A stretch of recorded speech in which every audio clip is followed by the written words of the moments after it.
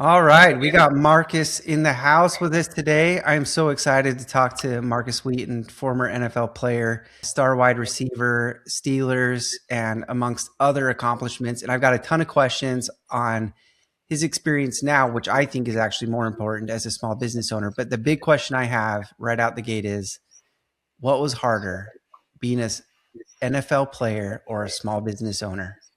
They're probably equally as hard. Oh, Surprisingly, there it is. Good. I'll tell my kids that. I'll tell them it's just as hard to be in the NFL. So look at me, right? absolutely, absolutely. No, I love it. I love your transition. I've seen so many athletes and met so many professional athletes have transitioned into being small business owners, and they've Mhm. been able to take the passion, the work ethic, the grind, the grit that it takes to be elite at that craft and then be able to apply it to their next chapter in their life. And so I'm excited to talk with you about that and how you did it. But first, can we go back to college days for a minute? Let's. Did you ever imagine your time at Oregon State that you were going to be a small business owner? Like, tell me, I know we're all kind of thinking sports, sports, sports during those college days, but how did you mentally prepare for what life would be afterwards? Did you even have a chance to think about that? I think my gift and my curse when I was playing in college is that I lived in the moment. I did not look a day or two ahead. I Yeah. lived in the moment and I took advantage of every minute, every situation I was in those moments. So, no, I did not think I would be a business owner, small business owner. I definitely was shooting for the NFL, but again, I lived in the moment. I love it. What did you study at Oregon State? What were some of the classes you focused on? Health management. Okay. Did you go there out of just kind of some personal interest because you were so involved in athletics, or what was kind of your motivator? You'll laugh at this one. The major had the most women, There you right? go. And I wanted to play ball. Again, I was so singularly focused on playing ball. I wanted to jump into something that was fairly simple. I saw that there was a lot of women in that major, right? Jumped into that and enjoyed class, right? And then also was able to lock in on football. I love it. When you go through college, you're starting to rise your own numbers being called more often. You're getting more notoriety. You're starting to get the whisperings like, hey, there's a chance that I might get looked at from some professional teams. You start to look for agents who are always telling you what you want to hear.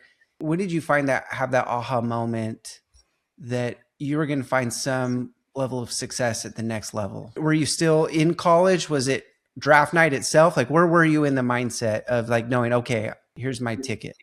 I never thought it would come. Hmm. Throughout the entire process from freshman year, not getting many reps.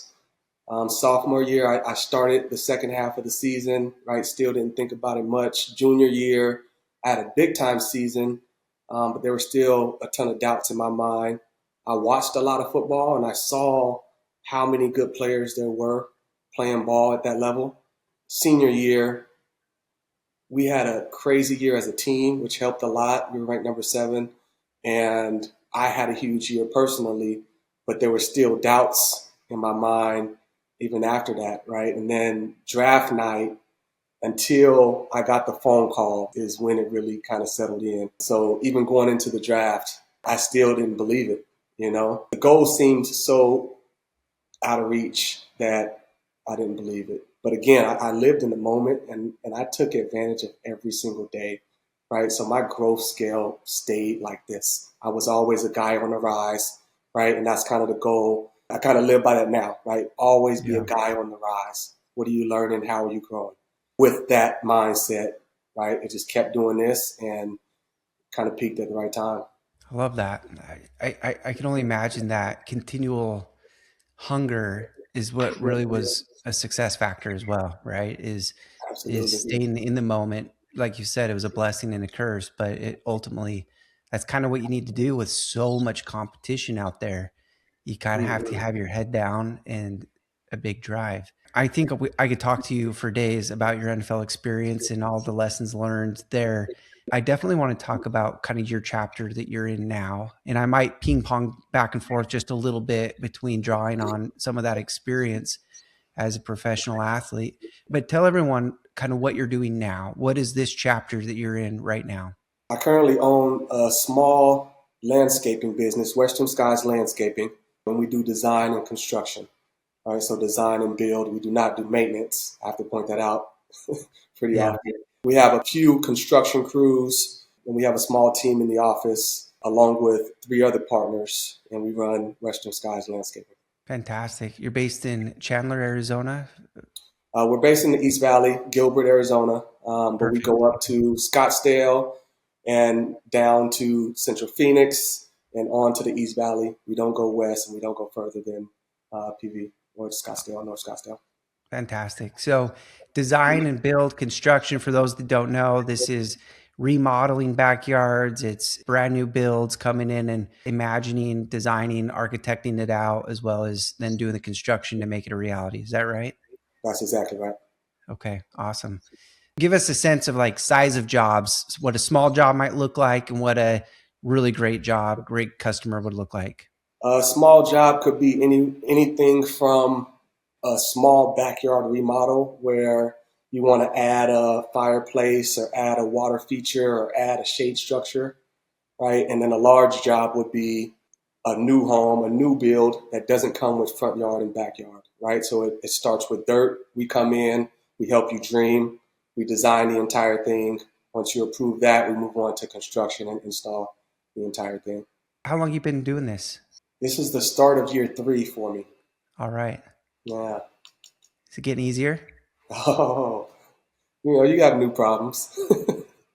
What are some of those challenges you've had to overcome? Like if you're trying to think back on some of those obstacles you look back on now that were maybe big in the moment, but now maybe it's a small step. But what are some of those challenges you remember facing?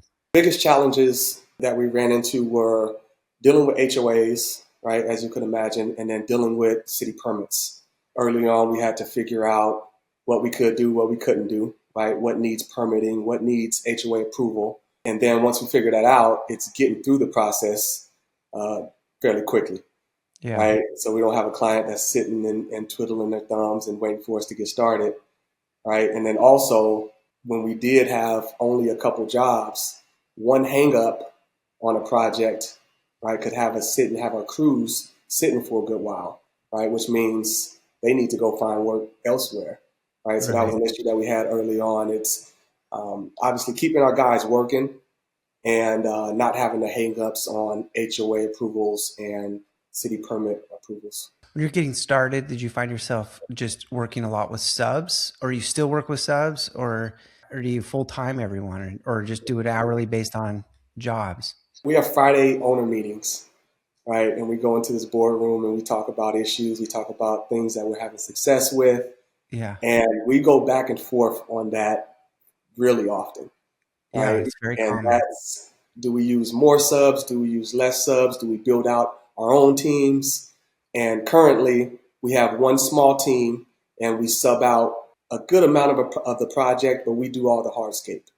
Got it. Okay. And so far, we've had the best success with that, with flexibility and control, right? Having flexibility with the subs, but having control with our team. So right now, we're sticking to that. If you're okay talking through that with me just a little bit, as if I was a kind of a fly in your boardroom meeting, I think this is a conversation a lot of contractors have, right? Is what do we in-house versus what we sub out and make smaller margins on versus what we can control and can control. Why land on hardscape? Is that a base for more project? Do you have more consistency there, or is it better margins? Like how did you land kind of in the hardscape as the thing to focus on? The big thing is the quality, right? Yeah. Finding guys that can perform at the quality that we like, right? When it comes to Yeah. quality control and have that consistently. So subbing out the hardscape, we realized the quality isn't there when we sub it out.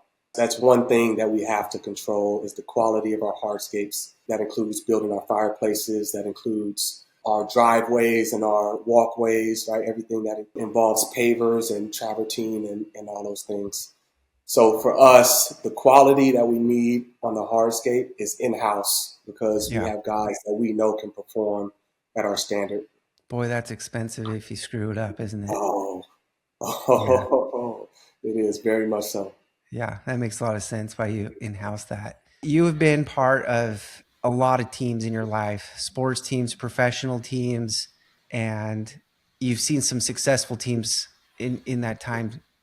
Tell me what the difference is between being part of a sports team and now your professional small business team. I, I think it's exactly the same. I think it's exactly the same. A lot of the things that I'm seeing in business as I'm getting going, as I'm learning, translates to what I learned, what I went through on the sports side. I didn't realize it, of course, before, but obviously solid leadership, accountability, ownership, like all the things that we learn in sports, it all seems to apply very well on the business side. I couldn't agree with you more. There's so many lessons and overlap between sports and running a small business. I love your statement earlier about, you live day to day back in the time in college and head down focus. How do you do that today as a small business owner? What are some of the activities you're focused on day to day to day to keep the grind, keep the passion, keep the motivation? One is I really enjoy it, right? I jump out of bed in the morning and I tell people this, and they're like, you have to get tired, right? I really don't get tired of it. I embrace the challenges and I look for weaknesses. And I get excited when I find weaknesses in myself because I get to dive into that, right? And start working on that and building that.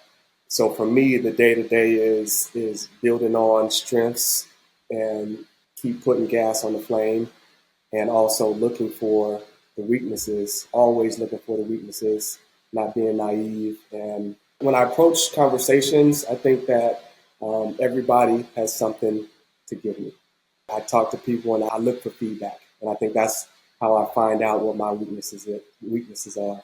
Right, I'm always looking for feedback. After we have this conversation, I'll have a convo with you. But I'm always looking for weaknesses, always looking, like I said earlier, to grow and stay a guy on the rise. What are a couple of things you do to kind of keep top of your craft? Are you going to conferences? Are you reading books? Are you listening to podcasts? Like, what are a couple of things you do to stay sharp and kind of keep on top of in your trades? Industry knowledge is huge, right? So I'm always meeting with somebody in the industry, and I do that weekly, multiple times a week. I'll meet with some of our suppliers or our vendors. I'll meet with guys that are doing exactly what we're doing, right? Just to see how they're doing it differently, what I like about it, what I don't, and also sharing, right? If I can help them learn and grow, I'm all for it. For me, right now, the big focus is industry knowledge, right? I've only been in it for 2 years, going on three, and I think the more knowledge I can retain, obviously, the better off I'll be. But definitely, I'm a reader. I love to read books, and that's nightly. And podcasts from time to time, not much, but I think the books, and then just talking to people. I'm Yeah. always open to meeting with people, grabbing a coffee, grabbing a lunch, sitting down and talking and picking their brains. And it doesn't have to be landscaping or construction, right?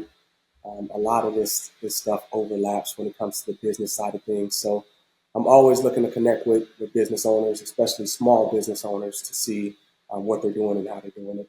I think it's fantastic.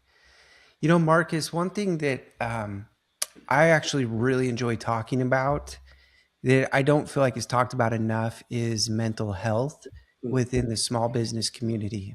mm, It's really easy to get overwhelmed, stressed, or you lose a job or lose a quote and you take it personal or you think it was something about you or reflection without really knowing all the circumstances. And it's easy to carry that stress throughout your life, mhm. taking it back to your family, friends, whatever it is.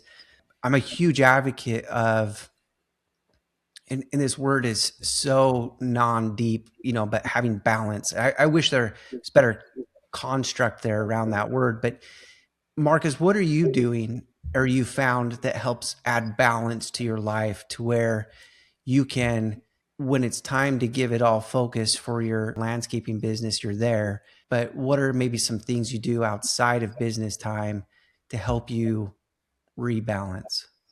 For me, working out is mandatory. Yeah. That's one thing that really kind of helps me reset. I wake up pretty early before the kids get up, and I every day of the week, 100%, I'm working out in the morning, right before my kids get up. Yeah. Saturdays and Sundays, same thing. That's one time that I look forward to where I know the phone's not ringing, right? And if it did ring, I probably wouldn't answer it. And I set the business down for a second and I do something for myself. And I think you are spot on with that, with the mental health being somewhat of an issue, especially and comparing this to sports, right? In sports, usually there's, the sports that I played, it's been a team, right? All the time. Yeah. You're around your guys, you feed off your guys, you run problems by your guys, you learn with your guys. When you get into the small business world, especially early on, you are, seems like you're so far out on an island by yourself, right? With Yes. nobody to talk to, no help, and you just got to Yeah. figure it out on your own. And there was a moment when I was there and it gets dark, right? It seems like it Yeah. gets dark. You're very much isolated. So, and we talked about the BNI groups before we started our call. That's something Yeah. that could help. But um, I think that that's spot on, you mentioning that the mental health is very important, especially in small business. Yeah, it's lonely. It's lonely to be a small business owner. I think all of us watch shows, TV, comedies, or have friends. And the office place is a place where you have friends and jokes, but it's a lot different when you're the boss. Oh, We're not all Michael Scott, able to just kind of, he's trying to play that balance act to be the favorite, but also be the boss.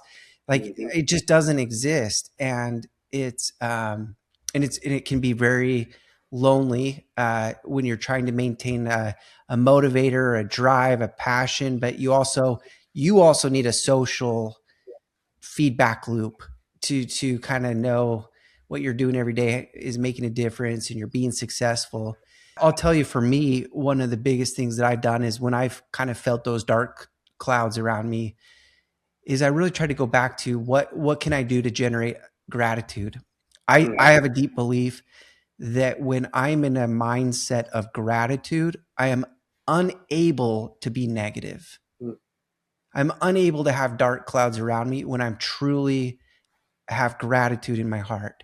I try to gravitate towards activities, functions, events where I can be part of that gratitude feedback. And that's either service opportunities, it's mentorship, it's, getting involved with nonprofits, whatever the case is. That generally helps me stay balanced in my mental health game because I know how hard it is. And I like to talk about that conversation with other business owners.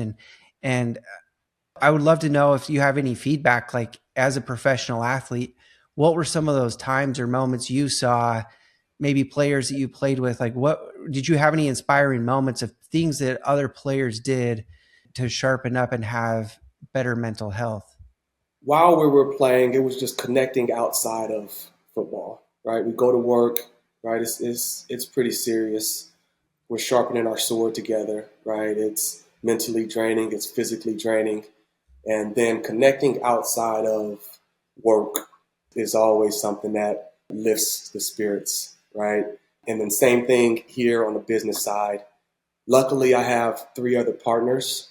So we go into our war room and we get down to business, but then we connect outside of work as well, right? We break bread together, we get our families together, and we all have kids that are around the same age, which is how we met initially. So our kids connect pretty Oh, well. great. So I think it's breaking bread outside of, or connecting, should I say, outside of work, right? When you're actually in the office sharpening the sword and getting down to business. I think that's so important. I, Hmm. I, I think that establishes a sense of trust amongst community, right? Hmm. Is when you can see each other outside of the 8 to 5, you start to establish a deeper sense of trust and respect for one another. Have you found that to be true? 100%. If you actually connect outside of work, even when you get back to work, right, you work now for each other because the connection is there. Same thing that you see in sports when guys get together outside of the building, right, which is our meeting room and our practice. When guys connect outside of the building, right, you can see that bond on the field. right? They're playing for each other. They communicate better. Yeah. They work together better. And, same thing in business. Who do you think is the best leader you've been around from a professional sports side or even collegiate level? Is there a leader that comes to mind? I would say Mike Tomlin. I played for Mike Tomlin for 4 years, who just stepped down. Congrats to him. Yeah. And it's hard to say he's not the best, man. He's such a really good leader of men. He knows how to connect with you, but he also knows how to push you kind of to your edges and force you to grow. I mean, he does a really good job at balancing the two. Can you dive deeper on that? What are some of those like nonverbal things that he does? Like, what are some of the actions that you see him do that to demonstrate such a strong leadership position? If I'm picking one thing, I would say he's very transparent. Yeah. Some teams I've played on, the head coach isn't as transparent, right? Which makes you feel like you're further away from him, right? Like Tomlin makes you feel like you can touch him, you can talk to him. You can go to his office whenever and sit down and have a conversation with him about life. That's not just dealing with football. And most of the coaches I played with, their door isn't open, right? He keeps his door open. You can go in there and talk to him about your kids. You can talk to him about your wife or your marriage. And he's transparent as well, right? And he shares experiences. He really knows how to connect with his players, and same with his coaches. Yeah. I don't know if I've ever heard an interview from anyone that said anything negative about playing under Mike Tomlin for that very reason of his just transparency. Have you reflected on that yourself, Marcus, on building a business, like how to take that leadership into growing a small business? No question. And I take pride in connecting with my employees. I take pride in connecting with our vendors. I take pride in connecting with even my partners. Like I said, I outside of the war room, we make sure that we get together. I make sure that I have individual conversations with them. That's not just about business, because when it's only transactional, it's only about business, the connection isn't there.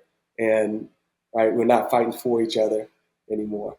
That's kind of the goal. We want it to be a team atmosphere. We want to all be on the same team. And we want it to be deeper than just the business. Right. So I take pride in going above and beyond when it comes to transparency and connecting with our guys. Yeah, I think it's fantastic. What does the next 5 years look like for you? What's the goals? I don't have a 5-year goal. I have this year we're chasing $4 million for Western Skies Landscaping. We did 1.92 last year in year 2. Awesome. We are on track to hit that, which is lovely. We also want to purchase 2 businesses. So we created a venture capital company, and Western Skies is our baby for now. Ideally, we have multiple home service companies under that umbrella that we own. So parallel industries, but maybe not exactly landscaping, but also they touch the same consumers kind of a thing. That's right. Fantastic. Now, put your venture capital hat on for just a second. What are some of the things that you would look at inside a business to know it's worth your investment or your acquisition? Besides just the trailing 12 months of revenue you might look at, what are maybe some of those non-tangible things that matter to you when looking to acquire a company? Is it niche, right? How niche is it, right? There's a lot of things we can get into. How does the competition look, right? Doing the market analysis, competitor analysis. Like there's a lot of different analyzing, obviously, that needs to go on. But we love home services. We think because of AI, right, because of where that's going, that home services is probably where we would like to stay. We think that it's protected a little bit with the labor that's necessary for it. So we're looking at home services. Outside of home services, if it's anything that's really niche down and unique, we love that. One thing that we look at is dependency on one person. How much is this company dependent on one person, right? If it's hyper dependent on one person, obviously pulling that one person out of the company could be a problem. So that's just a couple of things that we're looking at right now. Marcus, I really like to get this podcast in front of young men that are out there looking for their next chapter. Maybe they're graduating from high school, maybe they're in college. They're trying to figure out their next path. You mentioned AI, you mentioned maybe some protective industries that maybe wouldn't be obsolete because of it. If you were to give some advice to some young men that are out there trying to figure out their path, what would you advise them to? What are some of those conversations you'd have with them? I would recommend to any young man just getting out of high school, just getting out of, or just, yeah, just finishing up high school, that you look into being an electrician, being a plumber. Those are two Mm. things that I really love. Those are the two companies that I want to own now. You can make good money being a plumber. You can make good money being an electrician, but you can also become a small business owner, right, in doing so and build a team under you. With where AI is going now, that those two things, like I said earlier, are a bit protected. There's many more things, but those are the two things that I've really been looking into is electrician, plumber. I am sold on both of those. If you had a young man call you and say, Marcus, could I do a ride along with you for a couple of days to check out what it's like to work at your company? Would you ever have a problem with that? My door's open. My door is wide open. I would love that. The same thing for me. I that is one thing I wish every young man that's out there looking for their next career path or young woman, either way, to kind of look at, go talk to a small business owner and just jump in with them. It'll be the best 48 hours you spend to get yourself dialed in on what you want to do and maybe even spend a week. I think that is so valuable because we get so caught up in asking ChatGPT what I should do for my next career or what degree I should get. You got to get out and get in the truck. You got to go out and see the world a little bit. Yeah, you got to get your hands dirty. Absolutely. Yep, you got to get your hands dirty. That's one thing that I didn't realize in transitioning from the NFL into the real world, as we call it, is that you got to start over and you got to get in the mud, right? You got to be willing to start from the bottom, right? Get your hands dirty, get down in the mud, do the dirty work to learn the process, right? Once you do the dirty work, then you can build from there and start to climb the ladder a little bit. But um, everything. And when I finished football, it was almost like I wanted to find something that I can transition to that was an easy transition that didn't require much work, where I could kind of keep my status, right? Right. When in reality, no matter what I got into, I would have had to start at the bottom, right? And I didn't realize that in my transition. So if I'm talking to a player that's finishing his career, about ready to retire, that's what I would tell him is whatever you get into is going to be hard, right? So don't look for easy. Accept the hard, start from the bottom, get your hand dirty, and just learn and grow, right? Start over, learn and grow. That is such great advice. That is advice I would love to plaster on a billboard everywhere. Mm. Is no one is big enough to transition and not start at the bottom, Mm-hmm. right? Like there's just that importance of the grind at whatever vertical you're in. You got to grind your way up. You can't just start up. You got to grind. Yep. And I think that's incredible insight. I love your perspective on that and what you've been able to accomplish with it. Marcus, I want to I can't cheer as loud as those Steelers fans can and these yellow towels, but how can we cheer for you? How can we follow along your journey and help people follow along and watch you and in your success? You can follow us on Instagram at Western Skies Landscaping. You can follow me on Instagram, Tay Wheaton, Tae, last name Wheaton. Same on LinkedIn, same on Facebook. And show me some love, interact with me. I love to interact with everybody. If it calls for a coffee or a lunch, I'm all for it. I love it. You've got some great content on there. You're active on social media. I love what you're doing. You're telling your story. You're being transparent, vulnerable. Kudos to you. So, congrats, Marcus, on everything.